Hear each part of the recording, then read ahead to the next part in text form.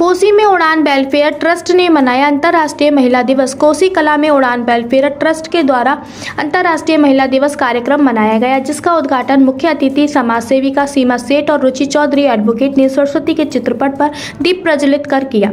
इस कार्यक्रम में आई हुई महिलाओं का उड़ान संस्था की अध्यक्ष ममता सक्सेना ने पटका पहनाकर स्वागत किया। कार्यक्रम में सभी महिलाओं ने आज के समय में महिलाओं की भूमिका जैसे मुद्दे पर अपने विचार व्यक्त किए। मुख्य अतिथि सीमा सेठ ने कहा कि हर साल 8 मार्च को महिलाओं को मान सम्मान देने के लिए अंतर्राष्ट्रीय महिला दिवस मनाया जाता है। इस खास दिन को मनाने का मकसद विश्व की महिलाओं की उपलब्धियां, उनके जज्बे और उनकी ऐतिहासिक यात्रा और उनके जीवन को याद करना है। महिलाओं को अपने अधिकार के प्रति जागरूक करने और उनकी उपलब्धियां बताने के लिए ये दिन अंतर्राष्ट्रीय महिला दिवस के रूप में मनाया जाता है। समाज सेविका और अधिवक्ता रुचि चौधरी ने कहा कि महिलाओं की भागीदारी को लेकर सब जानते हैं कि आज महिलाएं सबसे आगे और उच्च पदों पर बैठी हैं, चाहे वे रक्षा का क्षेत्र हो या फिर स्वास्थ्य का, पुलिस का क्षेत्र हो या टीचिंग का या फिर बिजनेस का क्षेत्र हो। महिलाओं ने हर विभाग में अनेकों उपलब्धियां अपने नाम की हैं, लेकिन गाँव में अभी भी महिलाओं को समाज में वह स्थान नहीं मिला है जो मिलना चाहिए। इस संबंध में महिलाओं ने बताया। आज महिला दिवस है, क्या कहेंगे इसके लिए? बस आज ममता जी ने बुलाया है अपने यहाँ, और जैसा कि आपको पता है महिला दिवस है ही है।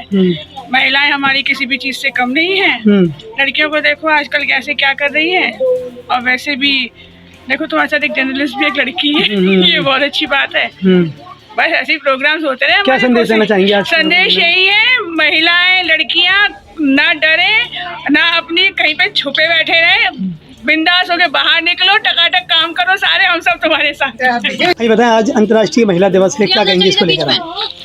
आज हम यहाँ पर अंतर्राष्ट्रीय महिला दिवस मनाने के लिए एकत्रित हुए हैं, और ये हमारे लिए बड़े सौभाग्य की बात है। ममता सक्सेना जी ने हम सबको इसी बहाने यहाँ पर जोड़ा है।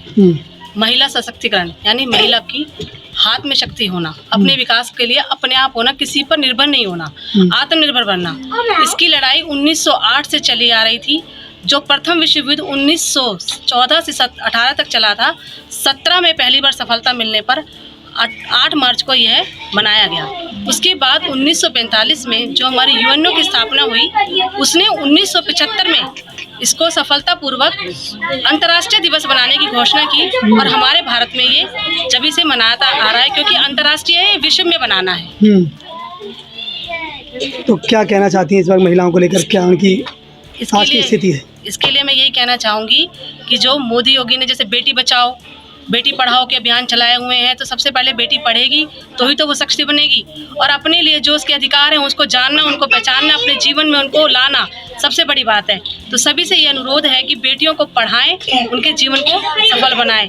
जो और भी हमारे देश की बेटी की समस्याएं हैं, जैसे कि दहेज प्रथा है या फिर बाल विवाह हैं, इन सब का अंत करके इन सब से आगे बढ़कर हमें बेटियों को पढ़ाना है, क्योंकि बेटी के लिए आज की सरकार ने जन्म लेने से उनके विवाह तक की सारी सब नियम बनाए हुए हैं। जैसे कि 3 महीने के लिए उनका अलग व्यवस्था है, उनका जैसे बच्चा जन्म लेता है तो बच्चे की माँ के लिए बच्चे के लिए अलग सुविधाएं हैं, फिर 6 महीने तक के लिए उनके अलग सुविधाएं हैं। साथ में अगर आप देखें तो 8 से 14 उम्र तक के बच्चों के लिए शिक्षा मुफ्त है, शिक्षा पर कोई खर्च नहीं है। उसी के साथ साथ उनकी विवाह के लिए भी जब विवाह कराया जाता है तो उनके बैंक खाते में, क्योंकि इससे डबल फायदे हैं, एक तो लड़की के नाम खाता खुल जाता है, दूसरा उसके खाते के नाम पैसे आते हैं जिसे बेटी अपने आप यूज कर सकती है।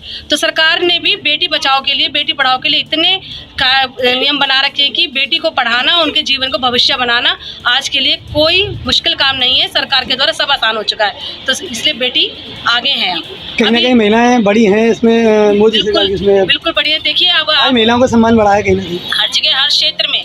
आप पढ़ाई के क्षेत्र में ले लीजिए, राजनीतिक क्षेत्र में, धार्मिक क्षेत्र में। और अब एक छोटी सी कहानी अगर आपने सुनी हो अरुंधिता शर्मा दास की, जिसको रेल में सफर करते हुए 8-6 लड़कों ने उनके साथ दुर्व्यवहार करके उन्हें रेल की पटरी पर फेंक दिया गया, उसके दोनों पैर कट गए।